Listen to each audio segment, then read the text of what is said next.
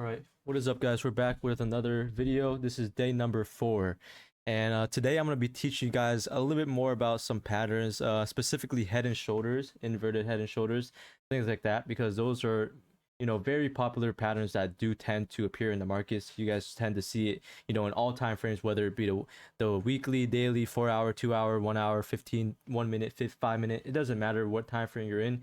You guys will always spot head and shoulders. The more you guys trade, you guys will see this pattern: head and shoulders, inverted head and shoulders. And so let me just give you guys a little example of what a head and shoulders will look like. Head and shoulders consists of two shoulders and a head. The shoulders will always be smaller than the head for it to be valid, and so the head has to be larger. Obviously, it would look something like this. This is a head and shoulders, and for a head and shoulders to actually be valid, it has to break through the neckline, which would be, the neckline would be where these two ends meet right here. This is the neckline. So if this right here, this were not to break above and it were to look something like this is not a valid head and shoulders because it never body closed under this neckline. And when I talk about body, I am talking about the body of the candlestick. This right here is the wick, and the wick is what market was able to push to, but it wasn't able to close at, like I stated before in a previous video, I think.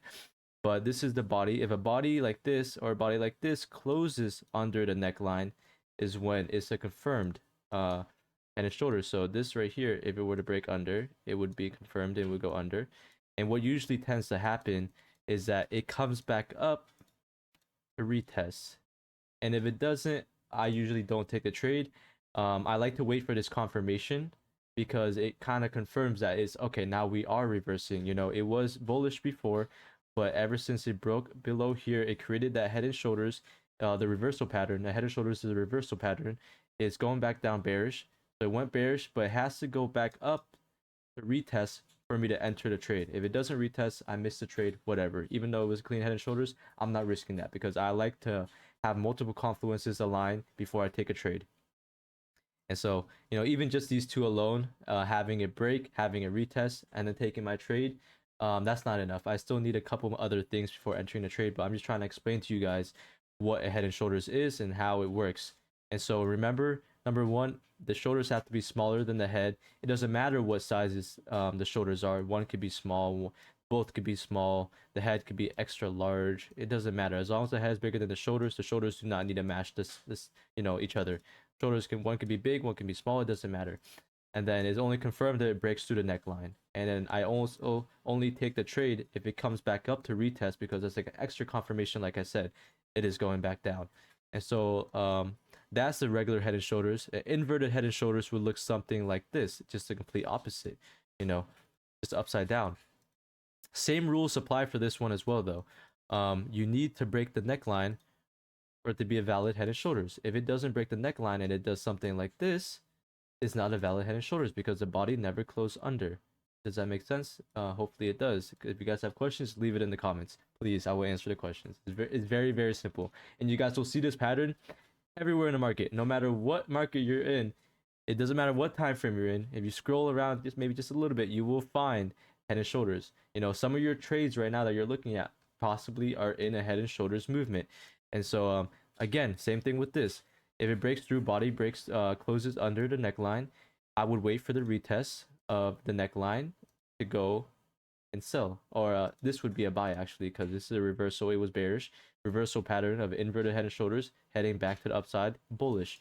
And so same things apply. Doesn't matter what size the shoulders are as long as the head is bigger. Now let's go to like a real advantage. Oh, perfect. Look at this. Totally not set up at all. Head and shoulders right here. For example, you would use this tool that TradingView has, and you can go down and mark the bottom right here, create the left shoulder, down here, head, down here, right shoulder, and then look at this point right here. Beautiful. It broke through right here. A lot of people would take this trade, right? A lot of people would take this trade. For me personally, I want to wait for that extra confirmation before even before taking any trades, because I like to go for a 1 to 2 risk to reward ratio first of all. And just right here, this would be previous, sorry, I like to set my stop loss 10 pips above the previous day, if I were to enter a trade out based off the head and shoulders breakout. And then this would just be right here, 1 to 2.5. This trade would have worked out. Me personally, the thing is, like I said, for you guys, I like to wait, and I like to wait for it to come down. And look at this, is retesting that level again, and that's like an extra confirmation. I need that confirmation, which it did right here, as you can see. Right here, it came back and it retested that neckline zone. As you guys can see, this is the neckline zone right there that it broke through. And it broke, and guess what? It came back up, rejected this 1, 2, 3, 4, 5, 6 times in a row. Price was at this level 6 days in a row and it couldn't break through. So guess what? Once I saw that bearish momentum shift of structure going from bullish to bearish around here, I would have placed my sell right here, stop loss above the highs, the previous highs, and then you would target. I always target a 1 to 2.5 at least. I learned this from FX Alex G. He's my mentor, great mentor. Definitely check him out for sure, because a lot of things I'm talking about are from Alex. I was taught this from Alex. I was taught all this stuff from TGR Trades. They're great mentors, but maybe the way I explain it is a lot easier for you guys to follow, and so this is why I'm posting educational videos, to maybe help out the people that like the way I trade and the way I explain things. But I would enter the trade based off of that retest. It came back up to retest his zone, and look, 1 to 2.5, beautiful trade. It went straight down, continued downwards. So this right here is a beautiful example of a head and shoulders. And so I always want to make sure you guys know that whenever there's a head and shoulders, wait for the retest. You can rush a trade, but at the same time, a lot of times head and shoulders like to do fake outs, and so it easily could break under like that, but it could just fly back up. So you kind of just want to wait for that confirmation, and you see how right here is a strong confirmation. If you go to the weekly, most likely at that area, where is it at? I can find it again. Oh, right here. Okay, this area right here, you see how right here on the weekly, it does not look like a head and shoulders. That's why you guys have to go through all the time frames. Majority 4-hour, daily, and weekly are the more powerful time frames. You guys want to look for patterns on there. When you're looking for trades. But on the weekly, you wouldn't have really noticed this left head, right shoulder at all. But if you see on the weekly, after you notice this trade on the daily, you saw a break and created the head and shoulders, you would have gone to the weekly, and then you would have also noticed that it had a nice rejection from this area, which was the neckline of the head and shoulders, and it went straight down after that. So right there's a prime example. I hope that kind of makes sense for you guys, because for me, I don't know, I see this every single day, and I'm kind of getting tired of it because it's just everywhere. Head and shoulders are everywhere. Let's see if I can find another one.